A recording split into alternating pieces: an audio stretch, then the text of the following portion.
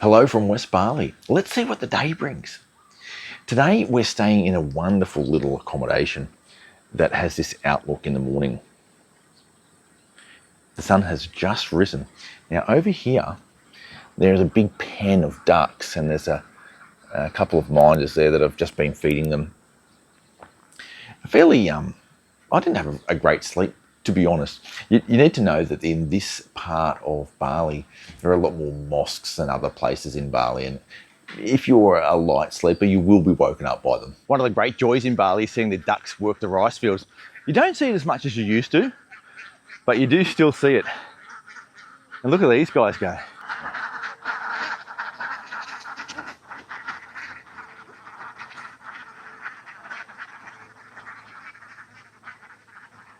Look at them go. Well, they know exactly where to go as well. They've gone around the net and they're in the rice field now. They're loving it. Look at that. Isn't that astonishing? Absolutely love the ducks in Bali. Love, love, love. Look at them go. They're in. Ada berapa ekor? 400. Wow. Banyak sekali. That's a nice little happy start to the morning, isn't it? I actually tried to get across to this little section. My hotel's just there, which we're just about to leave. I actually tried to get across to this section by using the rice field, but I went ankle deep in the mud. So I had to find an alternative route. It turns out there's a little road. So yeah, it pays to be a little bit smarter about the route that you choose going through these rice fields. The rough plan today is to head a little bit further west and maybe end up in Pemuteran, which is an area famous for diving, and the island of Pulau Menjangan. Now, I'm not sure we'll get there, but that's sort of the rough plan. As always is the case on these trips, we generally have a rough idea of what we want to do, but we never have firm plans, because when circumstances allow it, we like to sort of do something a little bit different as well.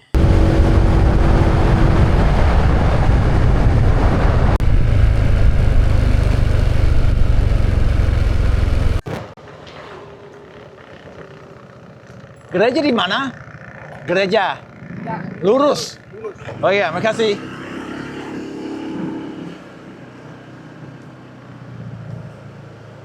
Oh, it smells wangi pandan.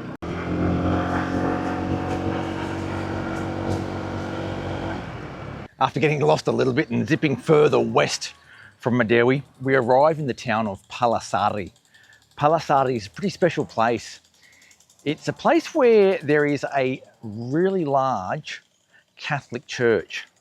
But the Catholic church looks like that. It has Balinese styling. It even has some spires that have a grass roof on them, almost like a Balinese style temple. It's absolutely beautiful. Now, the story here is that it was built in 1955 for the local Catholic community, who sort of all congregated in this area because of this beautiful cathedral. It's normally locked. If you want to go inside, there is a key and you can donate whatever you feel like to get access inside, and they will open it up for you to have a look inside. So let's check it out. Look at this. Incredible, isn't it?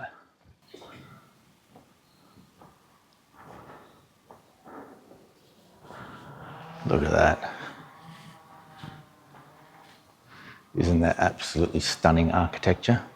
You'll notice some interesting things here, like the two umbrellas, and the altar has almost like a meru type shape to it.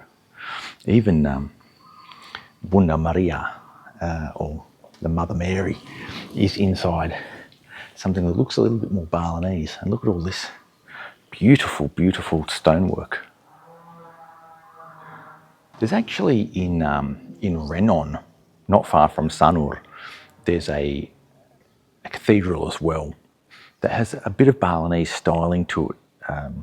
So if you're interested in seeing something a little bit sort of mixed cultures, either come here or go to Renon. That's good as well. These are those grass-covered spires I was talking about. They are very similar to the Balinese temples, how they've got those grass coverings on the temples, and here they've done it on the spires. A very interesting place. I think if you're in the west of Bali at any time, you've got to come here. But I actually think, as part of, I think it's actually interesting just to come here anyway. Like, it's probably difficult to do on a day trip. You can do it on a day trip from the south of Bali, Sanur, Kuta, that sort of thing, but it's a long way, probably 3 hours. They have a wood production shop here that they use. Yeah. Panas. Jadi bikin apa di sini biasanya? Mebel, lemari, kursi, meja, ya. Peti juga. Furniture, ya. Peti juga. Ya, ada di sana. Ya, ada di sana. Dan di sini ada orang dari seluruh Indonesia yang datang ke sini untuk apa? Karena aku lihat orang dari timur di sini. Mereka kursus. Oh, kursus untuk mebel. Oh ya? Dan nanti mereka balik lagi ke timur. Ya. Biasanya dari 1 tahun, ada yang 3 bulan. Wow, ya. Menarik sekali, Pak. Menarik sekali. Dan ada beberapa ahli kayu di sini juga. Wow, this is really interesting. Really, look at those doors. Wow, kualitasnya bagus sekali, Pak, yang pintu itu. Sekolah yayasan. Wow. Dan yang belajar di sini biasanya mulai dari umur berapa? Tamat SLTA. Ini anak panti. Ya, ambil kayu api, bekas-bekas meja. Untuk kayu api. Dari mana kalian? Dari NTT. Ini satunya dari Papua. Papua, wow. Jauh sekali. Kalau ke sini naik apa? Pesawat? Wow. Nggak usah naik kapal pelni? Bisa juga. Bisa juga. Lebih murah kalau naik kapal pelni. Iya. Jadi belajar di sini juga. Dan kalau balik lagi ke desa sendiri? Wira swasta. Bikin usaha di rumah. Bisa bikin usaha sendiri? Bisa. Itu tujuannya? Ya. Oke. Terima kasih ya.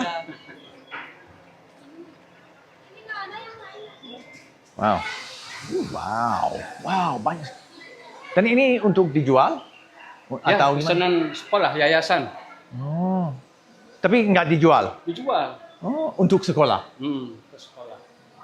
Biasanya rata-rata harga satu kursi kayak gini berapa? Ini kursi harganya 350.000. Kayunya kelas 1. Dibanting lah patah. Wow, look at this. This is incredible. Incredible. Look, we've got a bunch of coffins there. They're small coffins, which is a little bit scary to look at. Wow, that is incredible.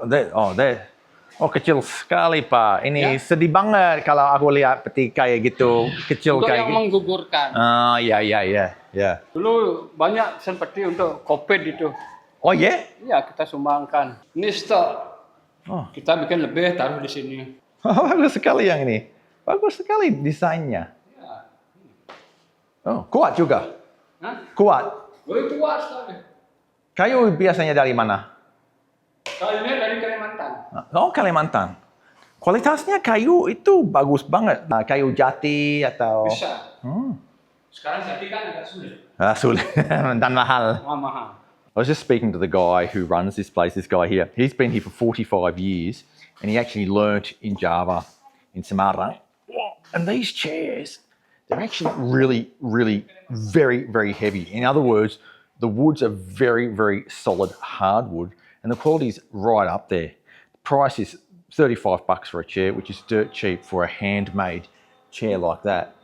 These people from the east of Indonesia, they come here to learn from the experts here in this village, and it's a sort of a Catholic church program to send those people from the areas into here to learn, and perhaps they might be able to, in the future, pass their own skills on to people in their own village out in the east there. It's a fantastic program. Just the quality. I mean, even these doors, handmade doors, they're really fantastic quality, and the amount of good wood in there is just incredible. Just incredible. Fantastic. The people who come on this program actually get flown here, even from a place like Papua. They don't need to go on the boat. And they get put up in what they call asrama, like a little dorm sort of arrangement where they get fed and they get to sleep. It's a wonderful program. Even this old little building here is a nice building. Well, terima kasih Pak. Terima kasih banyak Pak. Yeah. You learn something new every day. I didn't know this was here, and just stumbling upon it is fantastic. If you're in the area, come and say hello to these people. They deserve a little bit of a recognition. I think it's fantastic. In this village, they also have a Goa Maria, or what are those grottos that you see in Catholic places of worship? And they have those, do they call it the Way of the Cross? I think they call it. They've got one of those as well. They've got a short version and a long version, apparently. I just asked the guy, and he said I can come in and film it. It's okay. So that's a little bit of a close-up view of what we're looking at there. It is quite beautiful. Moving just down the road, about 5 kilometres from Palasari, is the town of Blimbingsari, which is not a Catholic town. So Palasari is a sort of a Catholic village, predominantly Catholic, and they've got the big Catholic church there. Blimbingsari is a bit different. It's a Protestant village, and a lot of the people here come to this main church. There are actually a few churches. You can see here, that's the main gate, and it's quite beautiful. The carving here is really interesting. It says Blimbingsari down the bottom here, 1932. There's a bit of a celebration of the 75th anniversary of the place here. And you can see back here is those Balinese style temples with crosses on them, which is quite interesting as well. Now the gate's locked at the moment. I've been here before, and the reason I came here last time was with Susan. When we were preparing to get married, we were looking for a place to get married, and we thought, hey, how about getting married in this church? We came all the way out here, but decided that the location was perhaps a little bit too remote for the people that might want to come to the wedding. But it was a pretty good idea, I thought, but just didn't really sort of come through. Now, hang on a sec. Susan's got in there somehow. How did you get in there? On the side. Little side access. Let's go and have a look at it, because this church is really interesting as well. I don't want to go and do the whole church tour thing, but I'm going to for this because it's really cool. As you can see, there are no walls. No walls. A completely open, like bungalow type feel, but it really does feel like a church. Look at this. Isn't that beautiful?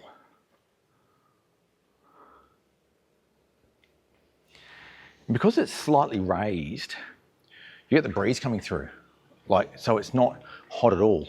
And if there's a stillness in the air, they've got the fans that can blow as well. Looking at this structure here, you've got a big cross at the top, and then that beautiful carving. They've got the little pavilions on the ends that are definitely Christian as well.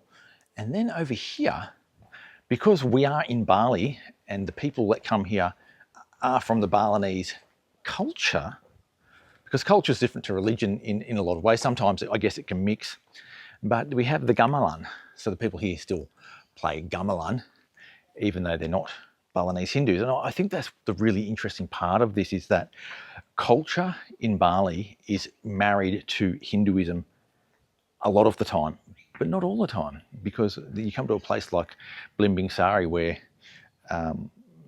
the Balinese people here have a different religion, but still have a lot of those cultural aspects which are really, which make Bali so fascinating. The town itself is very neat and tidy. The layout is sort of in a grid pattern, and the grass verges are all mowed, that the gardens in front of all the houses are beautiful. It's a very, very rappy, I would say rappy town. You can see here a little sign that talks about the 80th birthday celebrations of the entire church in Indonesia. The GKPB was 80 years old on that date there, the 11th of the 11th, 2011. And over here, this particular church, yeah, I'm not talking about the building because I'm not sure if the actual building is that old, but it was the 72nd anniversary of this congregation here in Blimbingsari. So, yeah, it's been here a long time, really long time. It's very interesting. I think you should come to both of these villages at some point if you really love Bali, because it gives you just a little bit more colour to how things work here. Not far from Blimbingsari, you reach the town of Gilimanuk. which is the ending point of Bali. It's the furthest west you can go in Bali, and it's where the ferries from Bali to Java go. And over there, you can see some of the ferries that are traversing between Bali and Java. And over there is Java with that huge volcano in the background. There are a bunch of volcanoes in this area, and some of them are quite interesting, including Kawa Ijen. Ijen is that crater which has the blue fire in it. So they mine sulfur there and they can light it up and you get these blue flames. It's a beautiful place to go as well. From here, it's easy to go and explore the whole of Java. Whether you do that ferry journey with a car and a driver, your own motorbike, or you can even catch a bus here and go across on foot. This is your gateway to the rest of Java. The other interesting thing about a place like Gilimanuk is that it feels a lot more like Java than it does Bali. You feel like you're already there. It's so different to the rest of Bali. It's one of those towns, a transit town. And you see these all across Indonesia, these transit towns where the ferries are coming and going. They have a really diverse range of people living there. The culture is a lot different in these towns. And yeah, I guess it just reflects the very nature of the transitory nature of the people that come and go through there. We're going to carry on now to the town of Pemuteran, or close to Pemuteran, which is a really great jumping off point to go snorkeling. I don't know if we're going to go snorkeling today or not, but we certainly are going to go to Pemuteran, see what sort of accommodation we can find. I haven't been there for a long time either. That requires me to go around the tip of Bali and onto the north coast. So we've arrived in the Pemuteran area. I've got a hotel and I'm not very happy with the pool situation. It's a green one and there's a bit of construction going on next door. I'm not really happy with it at all. So what we're going to do, we're going to move on from this place, even though I've booked and paid for it. It's just one of those things that happens. Sometimes you get a place and you're like, ooh, I could stay here if I really wanted to, but I'm just not. Yeah, I don't have to. So we're just going to nick into the town of Pemuteran, have a look around the beach area a little bit, and then decide what to do next. We've stopped in for a feed of babi guling in Pemuteran here, and we're just trying to figure out what are we going to do next.